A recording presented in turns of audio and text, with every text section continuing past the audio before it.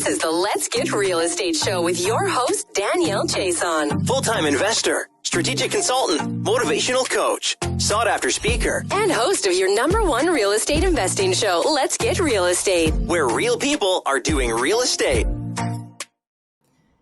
Hey everybody, it's Danielle Chason here, and we're back with the Let's Get Real Estate podcast. And today I'm excited to bring to you, I'm going to say it, Andrew Parashis, also known as Andrew Parashis, or Parashis. Parashis, there you go. Just wanted to have fun. Did I say that right? Andrew Parashis. I love it. 10 out of 10. Very impressed. Wonderful. But to everybody else, he's Andrew, and we're happy to have Andrew here. We've also actually had him on at our live event that we have in person here in Oakville every month, and just a fantastic, fantastic job. So thanks for being on stage for us. Also, thanks for coming to the podcast, Andrew. Pleasure to have you. Yeah, no, I'm happy to be here. Thanks. And so for those of you who don't know of Andrew, don't know how, because he has with his business partner Ping, they have an amazing podcast called Property Hustlers Podcast, to which I'm very grateful to have been a part of as well. So thanks again for having me on as a guest. So much fun though. Today, we're going to talk about maybe a topic that might be a little bit actually very interesting for investors, because we're going to talk about investor gridlock and the roadblocks that we encounter. And it might be a little bit polarizing for some people, but I think it's going to help people identify and validate for you, if you're struggling with these as well, that you're not alone. It's just part of what we deal with every day investing here locally in Ontario. So, and many other municipalities too that have the same types of gridlock, especially like if you go down to the States in blue states, in more liberal states, you kind of have the same kind of gridlocks there. So, but for those of you who don't know Andrew, again, he has the Property Hustlers podcast. They are very, very active in the Hamilton area, and they specialize in doing the BRRRR method, which is the buy, renovate, rent, and refi. They do flips, a lot of flips. I mean, that's what you started in, right, Andrew? It was flipping initially. Mm-hmm. And wholesaling as well. Yeah. So, and they also do coaching for those three strategies. So if you're looking for a coach, they are a wealth of knowledge. These guys are amazing. So, Andrew, let's talk about investor gridlock. Welcome to the show. Let's do this. Thank you. Yeah, no, investor gridlock is, I think, a very interesting thing that, people end up getting into once they become investors, right? Experienced investors are aware of it, and it feels just like what it sounds. It feels like you're in Toronto traffic, right? It just takes forever to get somewhere, and trying to get something done is just a little bit tedious, but you have to know how to navigate it. So what do we mean by investor gridlock? Really what we're talking about is everywhere that you need to motion something as an investor where you feel like you're getting stuck. It's either the landlord and tenant board, or it can be the bylaws, it can be building permits, it can be anything where there's an administrative, or let's call it a bureaucratic process that isn't really facilitating progress. And, we see this being talked about all the time in the news. I mean, arguably, this is the reason why we have a housing crisis. This is the reason why units aren't being built. This is why we have a lot of people coming in, rents are going crazy, and people want to attribute it to all kinds of things. But there's a lot of data to indicate that people are just getting stuck. People want to fix the things. People want to fix problems, but people are just getting stuck. So I feel like if we can talk a little bit about how people are getting stuck and maybe some ways to navigate it and some illustrations of the problems, I think this is what investors need to hear about. This is what people need to know about when navigating situations. I absolutely agree with you. And I think a lot of investors don't really know a lot of investors don't really know about this until they actually get into the process. I mean, they hear you, do some education on flipping on your podcast or some other content that you're putting out there. They reach out to you, say, hey, I want to learn how to flip. You help teach them. And then they go out there and they buy property. And then they get into the process of getting building permits. And then all of a sudden, you're 5, 6, 7 months in, and the property isn't moving, and you're not doing any construction because of this. So let's talk about that type of gridlock with the building permits. Essentially, we have a shorting of houses right now. And why are files sitting with the municipality for that many months? Yeah. That's an interesting thing. The honest truth is that they're overloaded for sure. There's definitely some kind of understaffing, and there is something wrong in their system. So let's pinpoint a misconception first of all. The general idea with building departments is that they will give you a response. They say they will give you a response in about 6 to 8 weeks. Okay, and there's almost like a stop clock. If you talk to architects and you say, "Hey, I want to submit drawings, I want to get a permit. How long is it going to take me to take? How long is it going to take me to get?" And pretty much what they're going to say is the city should give us something within 6 to 8 weeks. The misconception is that you will get your permit. So depending on complexity, of course, assuming that you're not doing something simple like a drywall permit or anything crazy, in theory, you should get your permits quickly. In Toronto, they have a fast track program for permits where for minor renovations, you should be able to get a permit like within a few days, in theory. Now, in practice, what happens is you submit a permit, and if you're doing anything even remotely structural, they're going to respond to you in 6 weeks, and they're going to essentially hit the stop clock, and then they're going to give you the revisions they want. You're going to send it back, and then they can take their time because there's no more deadline to respond within 6 weeks. And then for something minor that you might want to do, you now end up taking a long time. I mean, we've had permits take 6 months to a year and a half. And the ones that are a year and a half are painful, right? So, and these are things that, how do you budget for this? And if you do budget for it, will your numbers make sense, right? So that's like one example that's easy to talk about, is just the sheer amount of time it takes to do permits. And the frustrating part as an investor is we're paying an application fee in order to push this through. And I think if the municipalities were to run this, because as an investor, I absolutely would have no problem whatsoever paying for somebody's time to review my application. Now, if I'm paying for somebody's time to review my application, then there should be enough people staffed in order, because like they should be able to run it like a business. Look, you got this many applications coming through. That means we have this much money for labor to come in, and you should be able to run these permits through. Like, I don't understand where the government can't figure out what the sweet spot is and bring extra staff in order to push these through, especially when they're crying for housing right now. This is putting a halt on construction, right? Because we need the houses, but the builders aren't building because the numbers don't make sense, because we need to put 12, 15, 18 months holding costs just for the permit process. So what is your solution to that? The solution might be awfully complicated, but let's talk about what we have control over, because solving it on the higher level is not within a lot of is not within our power in a lot of cases. So let's just talk about what you as an investor have control over. I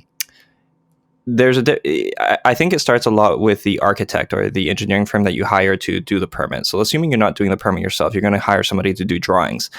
I recently had an amazing experience because I finally feel like I found an architecture team that represents my interest appropriately, being that we were doing a permit and the city sent us some revisions back. Now, this one had engineering requirements.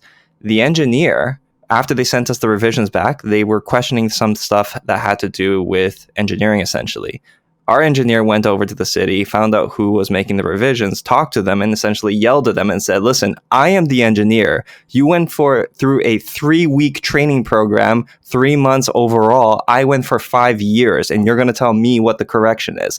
So the thing is that sometimes you have poorly trained administrators, essentially. And it's not to downplay it, but sometimes you have some people that just don't know, and they end up nitpicking at things. Now, arguably, you might say, well, somebody needs to check. Somebody needs to make sure that everything is safe. But here's the problem that I see. In Canada, we take safety very seriously, and we should.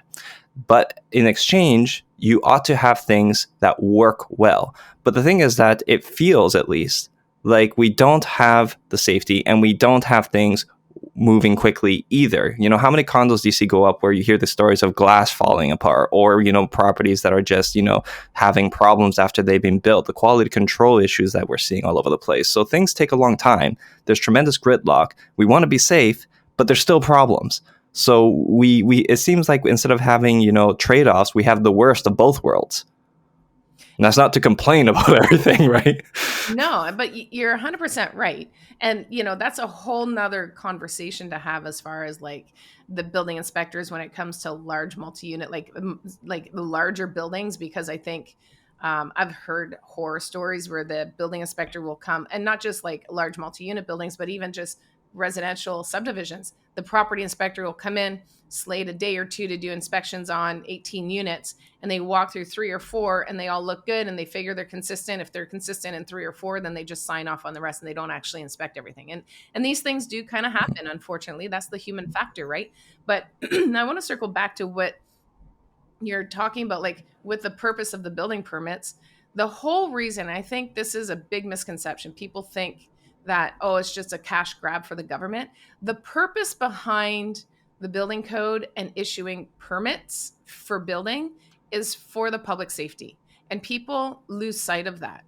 And essentially, though, because of the way that the system is designed and it takes so long, it's actually pushing people to build or do renovations without permits, which is counterintuitive to the whole purpose. So you're taking too long. So now people are going and doing their own thing, or they're just cutting corners. Maybe they do a permit for half the job and then they do the rest on site afterward, because that's happened too.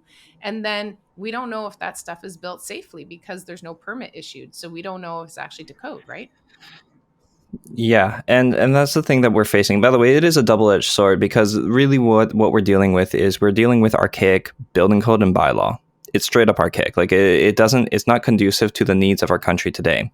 And a lot of the stuff that's in place, it still makes sense today. Like if you leave it without control, you end up with the wild, wild west of real estate, where you're just going to have things built in such ways. I'm sure things are going to be falling down and the system isn't going to operate properly. Like people sometimes wonder, why is the zoning the way it is?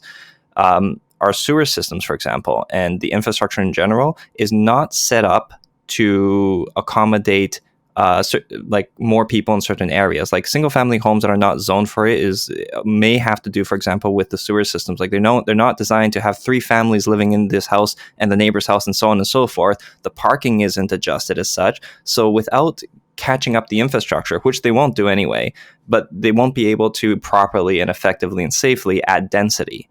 So these are just some reasons as to why code is important and permits are important.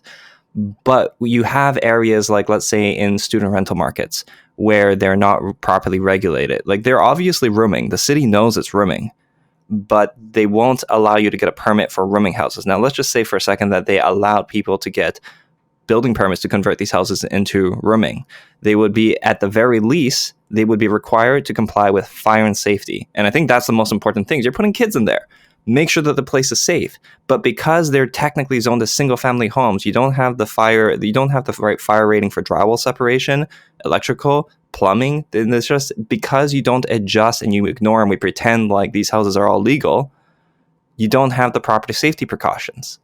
And this is a problem. So what can be done about it? Well, I mean, the city really should change this. The city should really facilitate the needs rather than just restrict and pretend like there's no problem. I agree. And like to your point, as far as like doing conversions on single family homes that are in areas that's a subdivision, or like areas where it's just all single family homes, the infrastructure, the roadways, the sewer systems, everything is just designed for a low density. And then when you start converting them into duplexes or triplexes or even quads, some of them, because if it's in an old area with big Victorian homes, you can even make it into a 4-unit. And I mean, the infrastructure is just not there to support that. But here's my beef as an investor. I take an old Victorian home and I convert it into a quad, say, or even a triplex. Now the value of the house has increased significantly. My taxes has increased significantly. Should that not go into the infrastructure upgrades that are needed? Like ultimately, the municipality's main source of income is property taxes. So when we increase as investors, we're not only restoring older neighborhoods, we're also protecting the value of those neighborhoods. And we're also protecting the income for the city. Like if you take an old city like Sarnia or Hamilton until recently. I mean, Hamilton 15 years ago, their income was really low because the price points were really low. And now the value of all the homes have gone up significantly for all the investors who come in there and done a whole lot of renovations and restoring and redevelopment on older properties. I mean, they should be putting that money. That's my frustration as an investor. They should be putting that money back into the infrastructure, and I don't see it. No, and that's always a problem. I feel like every city you're going to see something like that, where money is being poured and efforts are being put in by the people, right? And there's always a divide in terms of where the attention goes, right? I think it's always the same story, where people who are trying to make changes, people who are trying to improve things, always feel like there's an opposing force, and they're not really seeing the efforts reciprocated, right? But this is also where I think voting is important, right? Hamilton in particular has a very low voting population, which means that if you do vote, your vote will count more. But there's very low voting turnouts, and I think that's not just common in Hamilton. A lot of cities have very low amounts of people that respectively come out to vote. Real estate investors, I feel like not enough of them go out and vote, and so when they don't see their interests represented, you shouldn't be surprised. Man, okay. Okay. Do you vote? Have you gone out to vote? Yeah. You have? Okay. Yeah. Because you're talking. I mean, right now. I go also. No. But by the way, no. I go to vote also, and straight up, I would not. I forget. The only reason why I end up going to vote is because I have family members who always remind me, and they would be very disappointed with me if I don't. So they hold me accountable. That's the only reason, frankly. I'm gonna call out to my investor family right now that's listening. You guys can call me out because I don't vote either. And the problem is that I don't follow politics. And so I just don't think that it makes sense for me to vote because I don't really follow people, and I don't necessarily, and that's one of the reasons because I don't actually like our political system here. So in order for me to vote on a federal level, I might have to vote for somebody locally that I don't like, which is a problem for me. And that I just don't like that. Yeah. By the way, there's a lot of cynicism. I follow podcasts too, the other podcasts that talk about investors and the mindsets. And it seems, at least, that the general sentiment amongst investors doesn't seem to there doesn't seem to be a lot of faith in leadership. And because of that sentiment, when people don't feel like they're going to make a difference, so why try, right? Put your efforts and your mental energy to things you can control, and it just feels like the whole system is out of control, right? But again, without getting too political, we want to be able to target things that we can navigate. That's thank you for validating that for me, because I just thought it was me. Because I'm like, I don't know, I just don't think it matters, so I don't vote. Okay, so that's a bit of a insight for people who really maybe don't understand the whole building permit process, the purpose of it, and these are the challenges that we have. And I think, I just think, Andrew, there are answers out there that can make it work. Again, like I said, I wouldn't have a problem as an investor, and I think builders out there would feel the same way if you charged us more but got us our building permits faster. I mean, if we could get them out in 4 to 6 weeks instead of 6 months, yeah, I'd pay $2-3 grand, because I'm going to pay a heck of a lot more holding the property empty for 6 months, especially at today's interest rates, right? So I don't know. Somebody talk to the politicians out there. Just tell them. Like, there's a mathematical solution to this, in my opinion. Yeah, no, there is. However, it's just, there's a fine balance. And the truth is, I'm not in politics. I watch it enough. And I think as real estate investors, sometimes we look at things and we just wonder, why are things not conducive? And this is why also I don't want to get into it too much, but this is also why the Canadian real estate investing strategy is invest in the US real estate market. That's why that's what's happening, right? It's shifting. And the fact that we hear people saying certain things like, hey, I need to start shifting my efforts. Canada is losing its own investors, and it seems like it doesn't even care.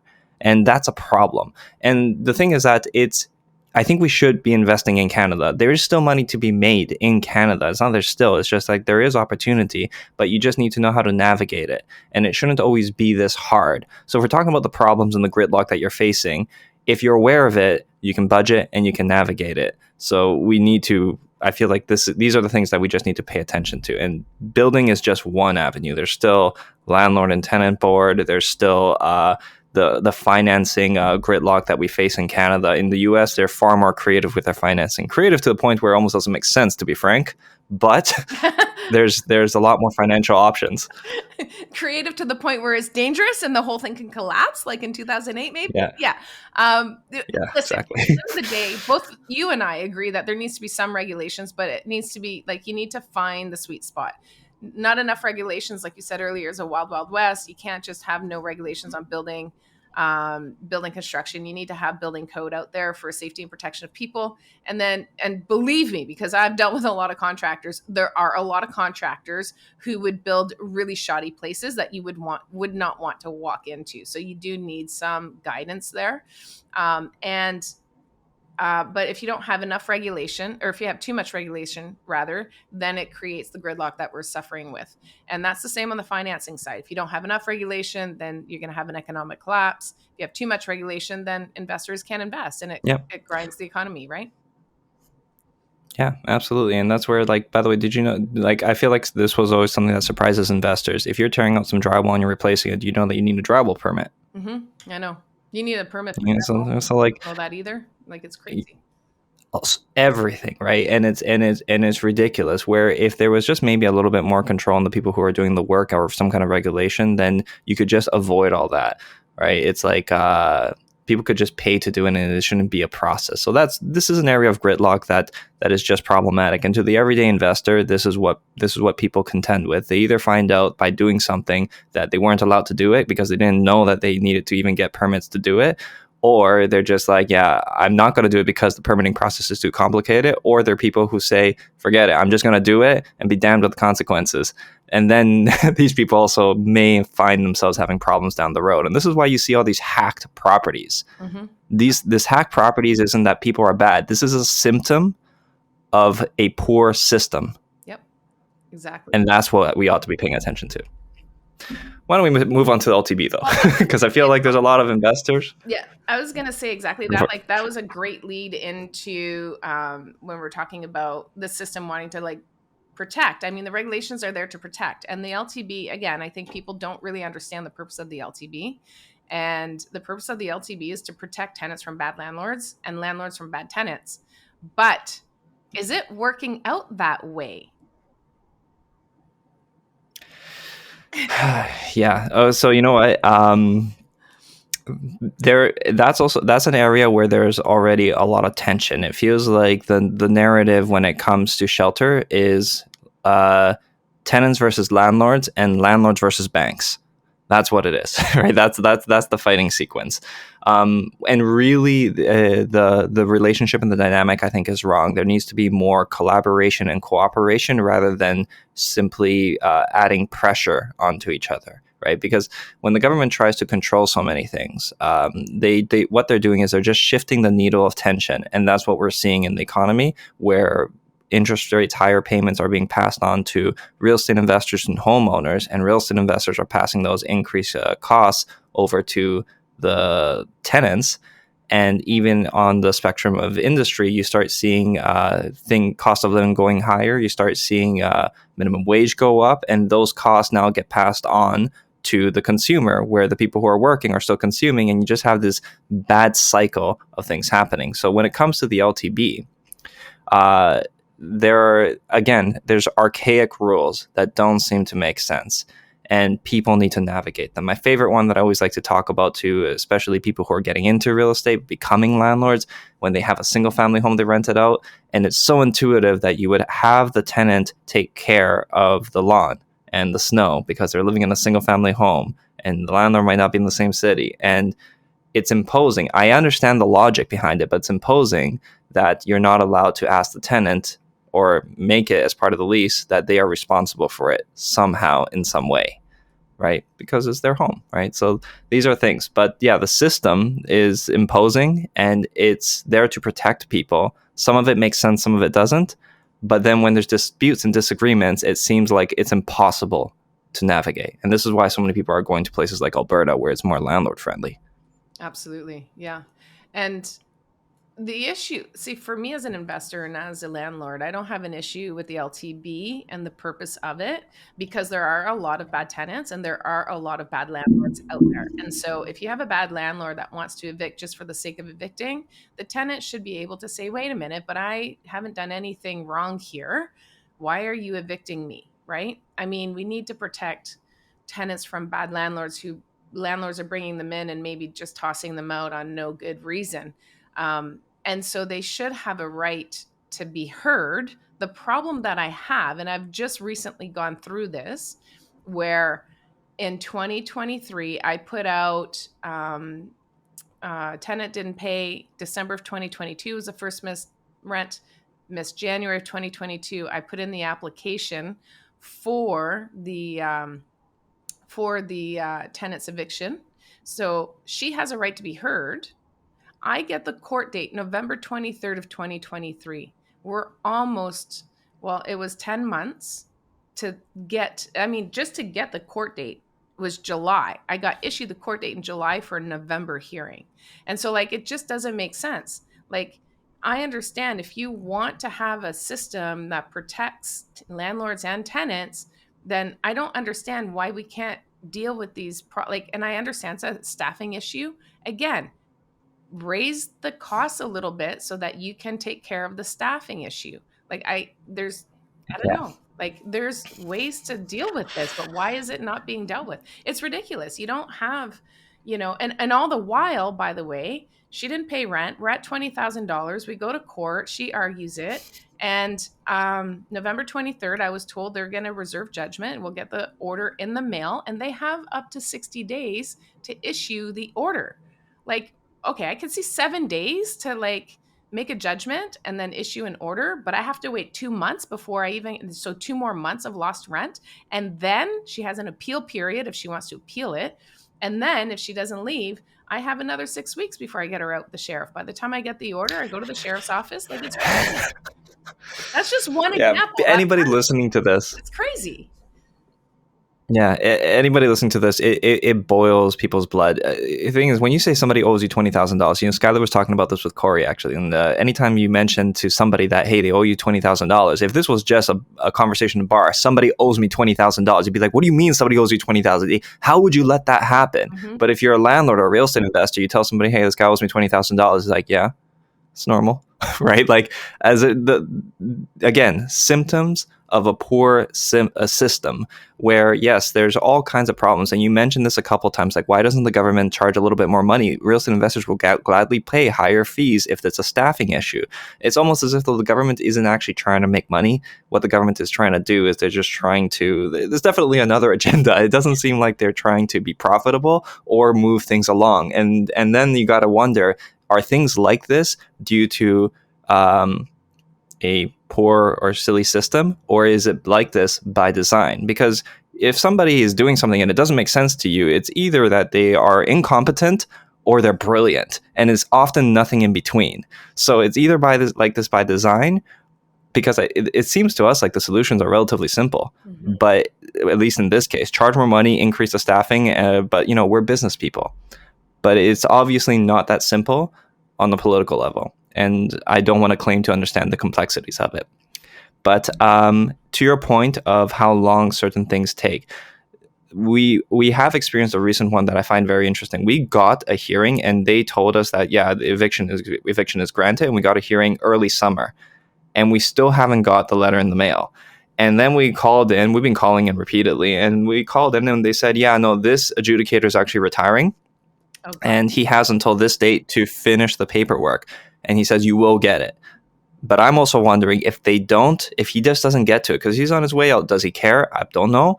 But if he doesn't give us our letter, does that mean we have to go back to the tribunal again? Which would be ridiculous because the whole thing has already taken 1.5 years. And this was one of the longest ones. And is it going to now require more? And they even said that yes, he's not allowed to stay. He's going to have to be out by this date. So they said it. At the point where they said it on the spot, why don't they do it? And people have pointed out time and time again all the problems with the LTB. Like the N4 is ridiculous. It's weird to have to serve an N4 as if though it's not implied that rent is due. Right. It's an unnecessary step.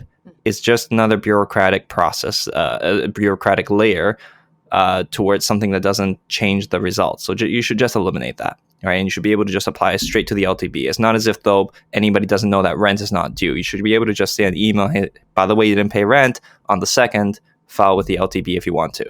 right? But they have this whole unnecessary process. Everything obviously takes a long time. I understand why these protections are in place, but just so that landlords or real estate investors have the perspective, the Residential Tenancies Act used to be called the Tenant Protection Act back in the day. So the disposition is to keep people in their homes who are renting. And I don't think there's anything wrong with that, because you want to prevent people from being taken advantage of and the system to be abused.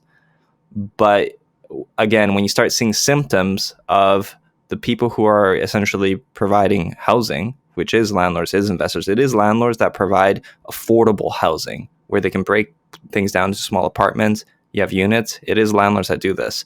When you see these people leaving and not wanting to deal with this, and even gearing towards doing things with Airbnb, short-term rentals, mid-term rentals, why is it that so many investors are willing to do that and not, and even leave their places vacant over having a tenant? This is a symptom of a much bigger problem. And if you decide that you do want to take on these tenants, you just have to be aware of what this problem is and be prepared and budget to navigate it. And then, and you know what? A lot of them don't, because they don't realize how bad the system is, and they can't take a $20,000 hit. And I don't even want to ask you how much you are with yours, like, you know. And then now they're in trouble, right? They can't get in.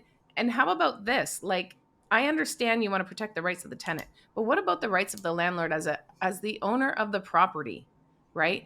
I've heard stories of where a tenant wanted, or a landlord wanted to move back into their own home, because I think there was a marital breakdown. And so one of the wife or the husband was going to take the rental property, and the tenant didn't want to get out.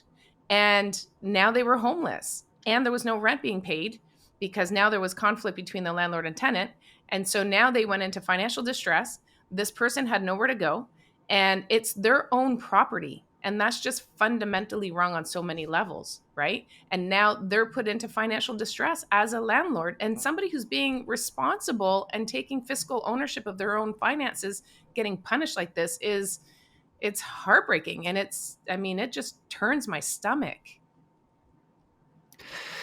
Yeah, there's that one. That one is, I can imagine that is also challenging for politicians, and I imagine that is challenging for adjudicators. Having to tell somebody that they have to leave what is effectively their home shouldn't be taken lightly, right? And the thing is, people come in with stories, and adjudicator's job is to measure and weigh, and it depends what their disposition is of the adjudicator in terms of how the information is presented, right? There's probably details that get lost in translation with the story that you just said, right? Where oftentimes there's a legitimate case there, but sometimes also people don't know how to navigate the situation properly. Like, I've seen tons of landlords, real estate investors, or just property owners that want to take over their place. They just didn't know how to file the paperwork properly. And then their case gets kicked. And then they have legitimate reasons why they want to take over the property. They just don't know what they're doing. Or they said something at the tribunal that ill represented their intent. And it may have nothing to do with the truth, right? So these things are challenging. And there's a lot of villainization that happens onto the landlord, where everybody just looks at them as like money hungry capitalist pig dogs, or whatever it is that people want to call them in the media, right? Where they have fortune. And if somebody is looked at as having fortune, the disposition of what seems like is our government is you have to stand up for the little guy. And I agree, we should stand up for the little guy, but you shouldn't, but not neglect the people who are facilitators. And I do view real estate investors as facilitators towards the problems that we're facing right now. Absolutely. And the other issue that I want to touch on before we wrap up is also what happens with the open forums that we have now with conversations. Now, before we started recording this podcast, you and I kind of talked a little bit, and I know here locally, like there's, let's say in Facebook, there's tenant groups where tenants talk to each other, and then they say, yeah, well, if you don't have to pay, don't worry about it, because you can, they're not going to, if they want to kick you out, they got to take you to the landlord and tenant board, the LTB, and that could take up to a year. And so just milk them for what you can. And those conversations are happening. But what you had mentioned to me is that that's actually happening overseas as well, with people who want to immigrate into Canada and take advantage of these laws. And so, like, I just want to mention it out there because this was news to me. And I think it's crazy. Like, I understand helping those in need. I do. But I think there's a delicate balance between like if you're going to have these things, these programs that you want to offer people, that's great, but you need to have some sort of policing it in order for it to not happen where it's getting taken advantage of. Because at the end of the day, listen, I don't have a problem with the LTB. I don't have a problem with the purpose of the LTB. I have a problem with the timelines of the LTB. There's no reason why I should be out $20,000. I should have had a case maybe 2 months, 3 months after she didn't pay. I should have went to court, and that would have been the end of it. The defaults are higher on car payments. Default on rent is higher than on cars. So people will pay the cars because they know there are consequences before they pay their rent because they can get away with it. And to me, that's just wrong on so many levels. Why should the business owners, the landlords, have to take that hit because of the government wanting to put these protections in place? Yeah, there's a sentiment towards, so you hear this all the time. It seems like there's a leaning sentiment towards, and it borders housing being a human right, and they treat it as such a little bit differently. It's not, you have to pay for it, but because somebody's working for it effectively, so it's not. But it seems like a sentiment towards that. You know, the thing when somebody owes you so much money, and the one of the things that I feel is largely problematic with the landlord tenant board is that landlords especially are held to a certain standard and the tenants are not. The rules are that if the tenant has a problem and they're not paying the rent for a legitimate reason, they need to be paying that rent to the board for the board to hold until the case is heard. And I think landlords would feel a lot better about that. If the tenant has failed to do that, the tenant's case shouldn't even be heard. I agree. Right? If they're not paying, because why is they will find that the landlord failed to do maintenance, let's say, and then that's why the tenant didn't pay rent. But if the landlord is required to fulfill their end of their bargain and their responsibilities, why shouldn't the tenant? And the tenants, I feel like, are given a little bit too much leeway, and this is what allows them to game the system. They should not be able to stay so long in a property and accumulate such a massive debt that honestly landlords have no way to collect. Mm-hmm. The amount of unpaid rent that goes completely uncollected is staggering. Mm-hmm. And this is a problem. This is why people veer away. Now, I feel like when we talk about the story, it almost makes it sound like this is going to be a completely horrible thing. I should not become a landlord. Obviously, people do it. I sometimes talk about the property management company we started, where we're currently managing in and around 800 tenancies. It's a lot of voices. Okay. And this is and we have a stake in this portfolio now. But the thing is that when I talk about deficiencies, we're only talking about 3%, 4%. It's not a huge amount. The problem is that when you do have a little bit, it's costly. Like if you're a landlord who has 2 tenants and one of the tenants stops paying, that's huge to you. Mm-hmm. But it's not like we don't want to villainize a tenant population at large. Right? This is not the case. No, absolutely not. But at the end of the day, these cases for the small landlord, can actually break them financially. And that's the problem that's happening out there right now. And so the other issue that's happening with these tenants not paying for whatever reason, and you're right, I think there should be protocol for tenants to follow because they should be held at a higher standard. And this is what I tell my tenants. Look, if you want to challenge this and go to the LTB, that's fine. You don't get to not pay rent. You get to defer rent. Ultimately, I'll get a judgment. I'll get the $20,000 judgment against you and I get to seize your wages. And if you thought life was hard now, it's going to be harder after. Because, I mean, just trying to catch up on 20 grand it's like having credit card debt for $20,000 that you're now obligated to pay, right? And so you don't get to not pay rent. You can defer it using the LTB, but you still need to pay that rent. Ultimately, a lot of it doesn't get collected because you can't squeeze lemon juice. You can't squeeze juice out of a rotten lemon, right? I mean, that's what they say. If there's nothing there to collect on, the judgment is just a piece of paper. But ultimately, it causes this other problem. And this is the other, because of the gridlock. Now what's happening, and I just want to circle back, now investors are going elsewhere. So Canada has blocked foreign investor money from coming into Canada.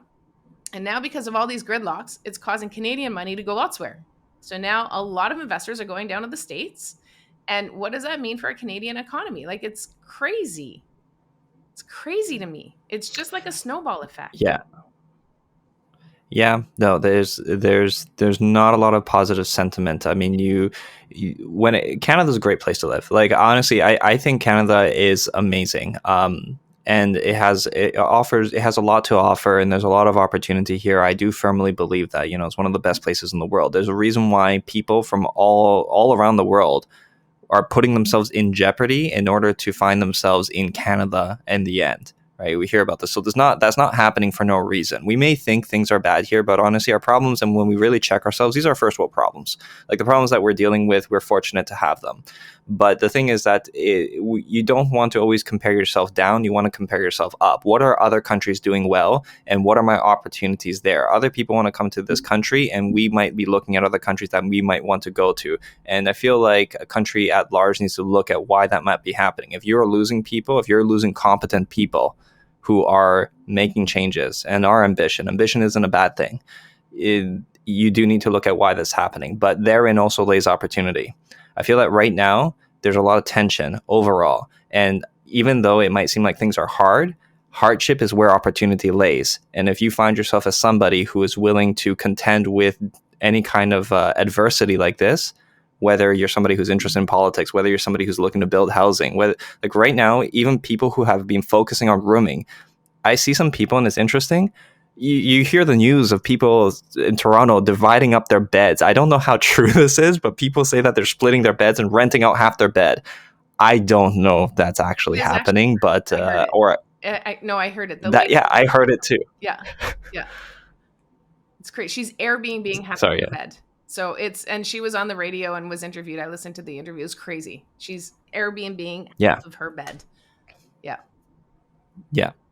So basically, what is that a symptom of? That's a symptom of a problem, and that illustrates somebody taking opportunity. Now, it's arguable like what kind of an opportunity that is. And this is where, again, landlords will get villainized, and they'll say, oh yeah, they're even now subdividing beds in order to make a buck, right? And it's not that.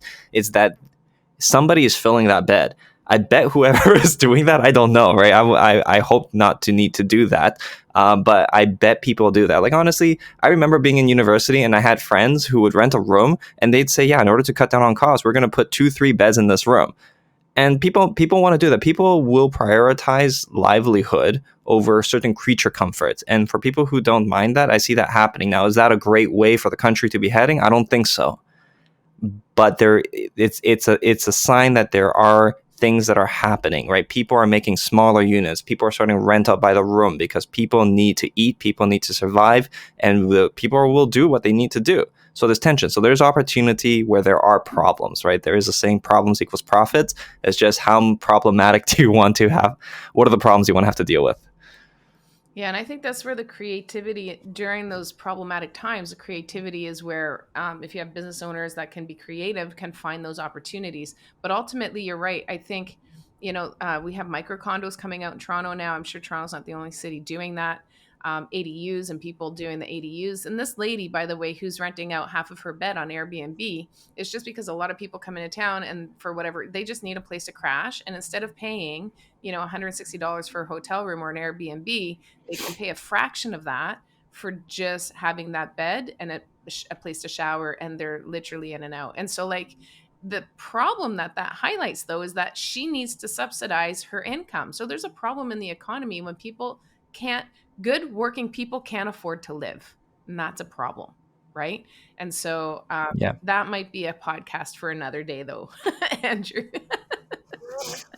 Yeah, I don't think talking about the economy right now after just having this conversation that we had is a good idea. I think we're just going to have people's heads spinning.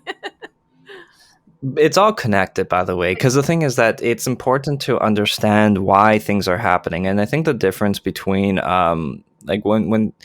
when people get into real estate, sometimes it's unclear as to what they should be doing as a real estate investor. And as a real estate investor, it's important to understand that you need to have your thumb on the pulse of what's happening in the place you're investing in, what's happening to your economy, what is not only your local national outlook, but what is the global perspective, right? Why we know that people are coming here. Why are people coming here? If you understand why people are coming here and you understand what the problems are that you face when they get here, therein lies your investment opportunity. Absolutely. Well, listen, we've gone way over time. I mean, I could just talk and talk and talk about this stuff for hours, but I'm sure you've got lots of things to do with your day. I've already taken up too much of your time. I want to thank you for coming and being so very generous with your time and your knowledge and dropping your perspective. Honestly, like as you're talking, I'm like, we need you to run for politics because you've just got a great outlook on things and a great perspective. And hopefully this will help give some perspective to the audience out there. So before we go though, is there any final words of wisdom that you wanted to share with the audience before we wrap up? Just honestly for people, yeah, like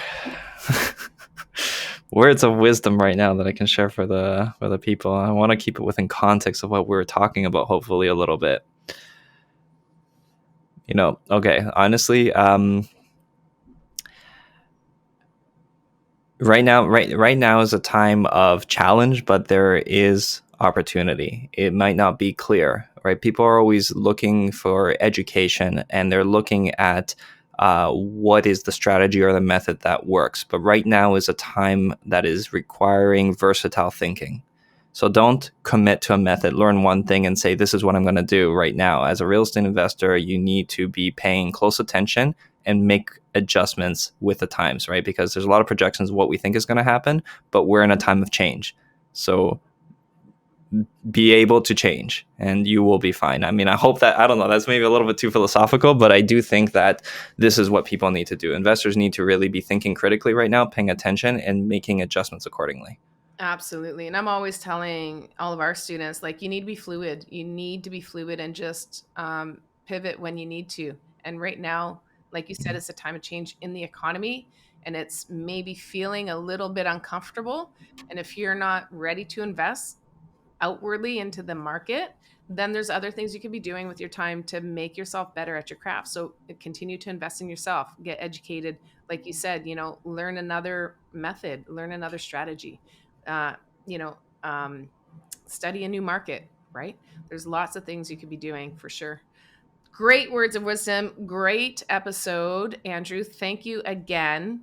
If anybody wanted to reach out to you and talk to you about maybe investing with you in your properties or any coaching or anything like that, how would they reach out to you? Honestly, easiest place is Instagram. You can find me through my handle, Andrew.Parashis. I'm posting stuff all the time about what it's like to be an everyday real estate investor in Canada. And we also have our YouTube channel, Property Hustlers, where we put out general content on what it is that investors, landlords deal with on the everyday, the non-sexy things about real estate, the problems and how to deal with them. So you can find us anywhere there, YouTube and across all other social platforms. You mean real estate isn't sexy? Real estate, It's said to be sexy. Yeah, right? I think so. And then you get into it and you go, holy smokes, this is dirty. It's messy. It's crazy. Yeah, it's funny how many investors I meet who go and they call themselves investors, and it almost has a degree of prestige to it. And in the evening, they go change a toilet, and there's nothing wrong with that. It's just like not what people think about when you think about an investor. Yeah, because that's not what's on TV. Arguably. Yeah, no, it's not. So if you don't follow him already, you should be. So follow him on Instagram, Andrew Parashis, and the Property Hustlers YouTube channel. Follow them both. Great content there. And if you're looking to learn and looking for guidance, these are the guys you want to follow. So with that, we're going to sign off. This is Danielle Chason signing off for the Let's Get Real Estate podcast, where I bring to you real people doing real estate. Bye for now.